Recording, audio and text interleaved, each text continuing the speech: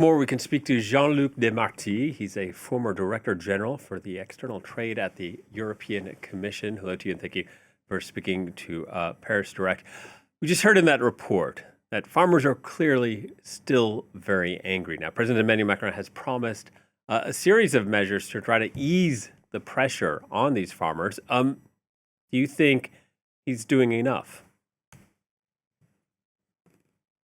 First, President, I'm also a former Director General for Agriculture, so I know a bit about agriculture too.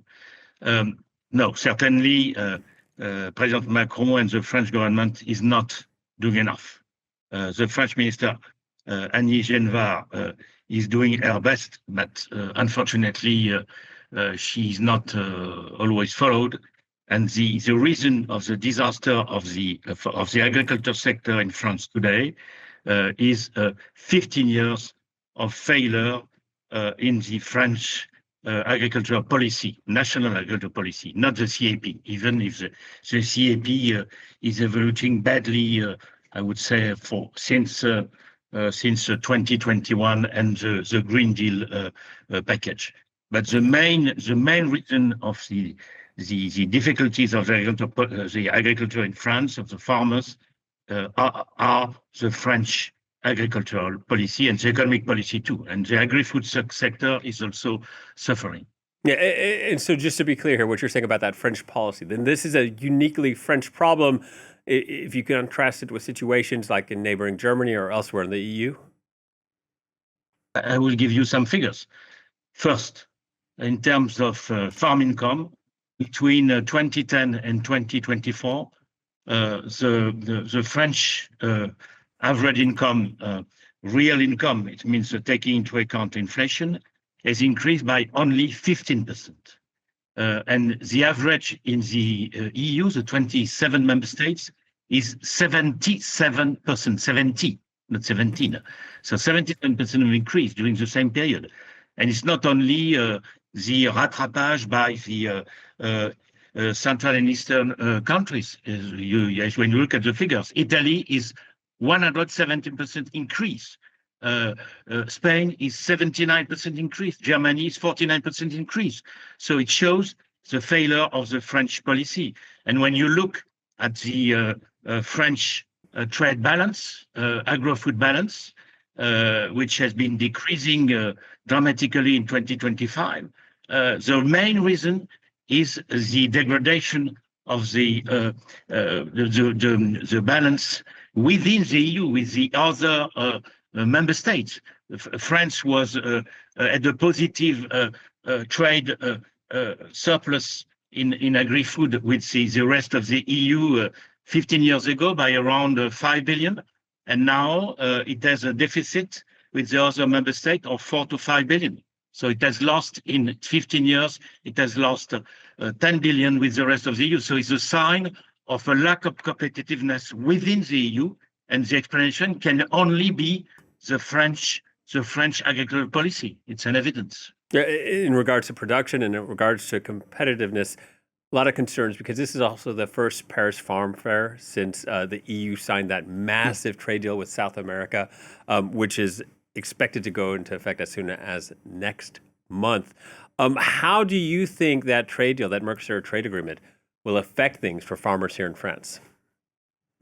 So there is also a legend which is propagated by some farm unions and also by the French government that the free trade agreements has been bad for the agriculture sector, the agri-food sector in Europe. It's totally wrong.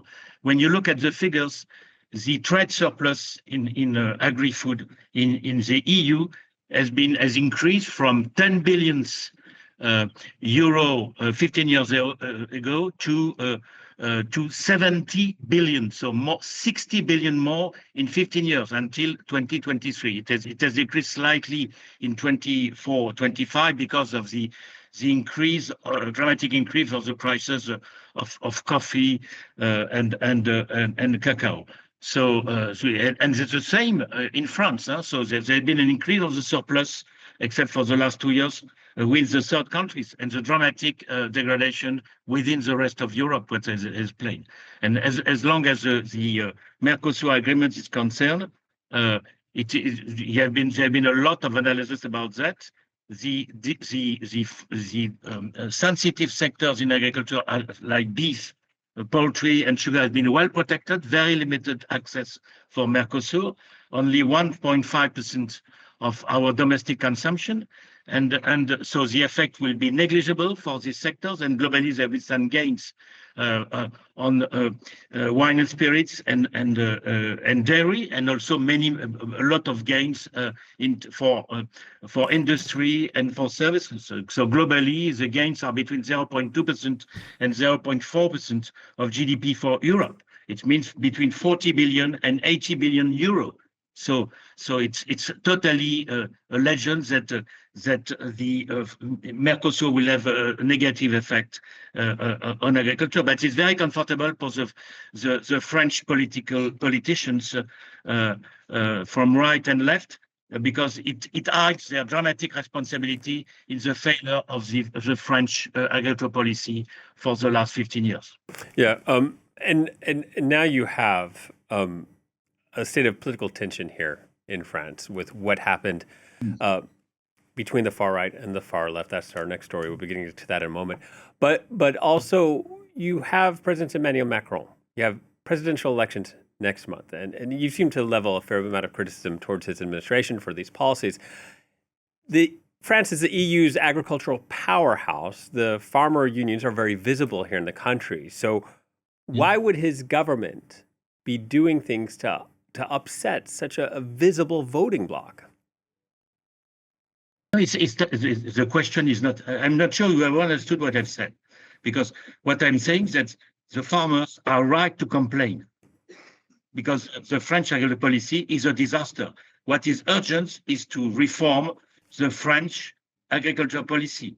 It's a key element, and it has been changed a lot. And the next presidential elections in France in 2027 is an opportunity to do that.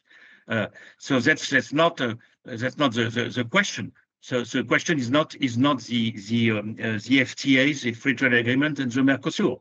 Mercosur is a scapegoat. And when Mercosur will be ratified, I hope it will be ratified, we'll see there will be no negative effect. It will be on the contrary. We have seen that with Canada. With Canada, the same people were saying that the agreement with Canada, the CETA, 10 years ago, will be dramatic. And the French surplus in agri-food with Canada has tripled from 200 million euro to 600 million euros in 8 years. So all that is not. So that's the fact and the reality. So I am personally behind the farmers, and they are right to complain. They are not right to complain about the free trade agreement, because I think they are intelligent people, but they are not well briefed about the situation, and because they are in a very difficult situation. There is a tendency to take everything as responsible for the situation, while the key responsibility is the French agricultural policy. And frankly, the FNSEA and the Coordination Rurale knows that very well. Jean-Luc, thank you so much for your time, for breaking that down for us. Jean-Luc Demarty speaking to us. Thank you.